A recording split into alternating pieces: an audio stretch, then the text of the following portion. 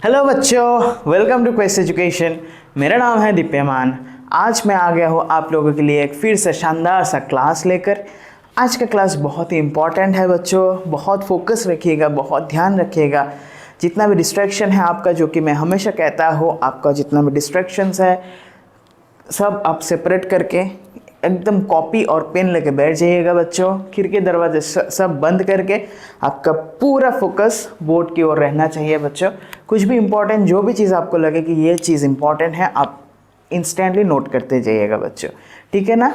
तो बिना देरी किए क्लास को स्टार्ट करते हैं। आज हम लोग क्या पढ़ेंगे बच्चों? आज हम लोग पढ़ेंगे आपका फैराडेज लॉ, ठीक है ना। आज हम लोग पढ़ेंगे फैराडेज लॉ ऑफ इलेक्ट्रोलाइसिस, ठीक है ना। ये जो फैराडे जो है ना, फैराडे का दो लॉ है, first law and the second law. आज हम लोग डिस्कस करेंगे फर्स्ट लॉ, ठीक है बच्चों। लास्ट क्लास में हम लोग ने डिस्कस किया था अबाउट इलेक्ट्रोलाइसिस, ठीक है ना, कि इलेक्ट्रोलाइसिस है क्या। तो आज हम लोग डिस्कस करेंगे लॉज रिलेटेड टू इलेक्ट्रोलाइसिस, ठीक है ना। तो आज हम लोग डिस्कस करेंगे लॉज रिलेटेड टू इलेक्ट्रोलाइसिस बच्चों, ठीक है ना। तो जो लॉ है वो है फर्स्ट लॉ, और किनका लॉ है वो है फैराडेज लॉ, ठीक है ना बच्चों। तो आइए देखते हैं इसमें है क्या। क्या है ना, the amount of substance mass deposited और लिबरेटेड एट एन इलेक्ट्रोड। आपको इलेक्ट्रोड के बारे में पता है बच्चों, दिस रॉड्स,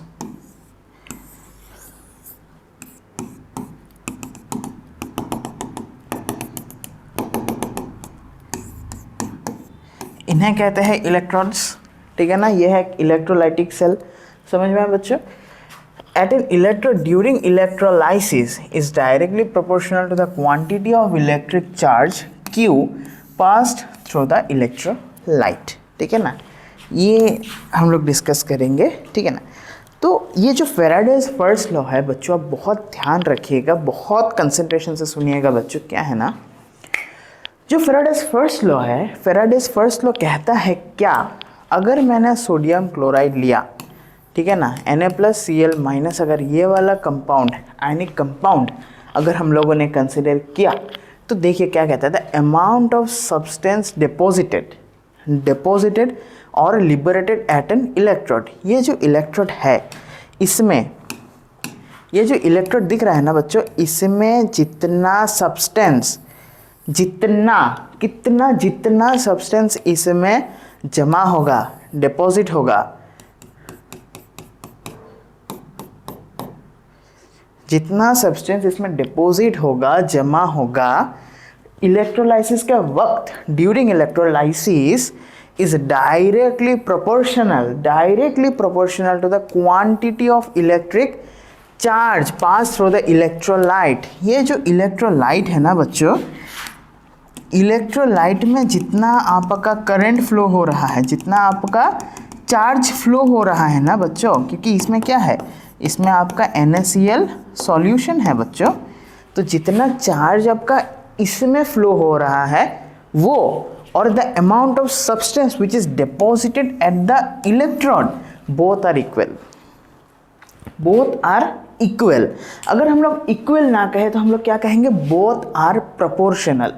प्रोपोर्शनल का मतलब क्या है, सब्सटेंस बढ़ेगा, चार्ज भी क्या ज़्यादा चाहिए, सब्सटेंस घटेगा, चार्ज भी क्या कम चाहिए। अगर मैंने कहा कि चार्ज बढ़ गया, सब्सटेंस तो बढ़ेगा नहीं सर, ये कैसी बात है बच्चों, ये बढ़ेगा।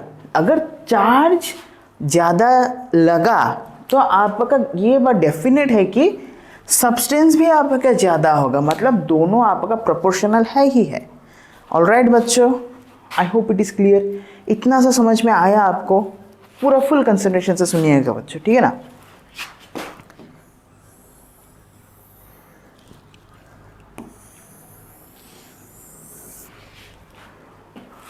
ऑलराइट, देखिए तो M is directly proportional to Q। M क्या है बच्चों, यहाँ पे आपका M इज़ द मास और Q इज़ द चार्ज। समझ में आया? तो M is directly proportional to the charge, मतलब mass at the electrode is proportional to the charges. समझ में आया? तो हम लोग इसको क्या लिख पाएंगे, m is equals to z into Q, क्योंकि ये पता है आपको कि प्रोपोर्शनल जो प्रोपोर्शनल सिंबल है, प्रोपोर्शनलिटी को अगर हम लोग रिप्लेस करेंगे तो इक्वल टू आएगा और यहाँ पे एक प्रोपोर्शनलिटी कांस्टेंट आ जाता है बच्चों। ये आपका मैथमेटिकल फिजिक्स का कंसेप्ट है, ठीक है ना, समझ में आया। यहाँ पे m क्या था आपका, mass of substance deposited in grams. In grams क्यों, क्योंकि अगर मैंने कहा कि Na प्लस Cl तो Na आएगा, ये तो आपका मेटल है बच्चों, हाँ कि ना, मेटल है ना, ऑलराइट।